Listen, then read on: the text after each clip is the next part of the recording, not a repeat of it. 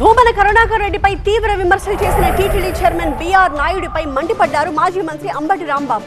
BR Naidu cinema డైలాగులు చెప్తున్నారని, ఆయన తిరుమల పవిత్రతని మంటగలుపుతున్నారని ఆరోపించారు. మేము సామాన్య భక్తులు పెద్ద పెట్టేస్తాంటే ఈరోజు ఒక పెద్ద మనిషి మీటింగ్ పెట్టి ఏదో పిచ్చి పిచ్చిగా మాట్లాడుతున్నాడు. నేను చెప్తున్నా, నువ్వు ఎవరితోన్నా పెట్టుకో, బీఆర్ నాయుడుతో పెట్టుకుంటే మాత్రం మర్యాదగా ఉండదు. నా గురించి మీకు తెలియదు, నేను ఎంతకైనా తెగిస్తాను.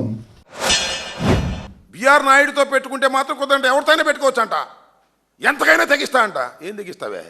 మర్డర్ చేస్తావా లేకపోతే ఊరేసుకుంటావా? ఏం మాట్లాడుతున్నావు నువ్వు?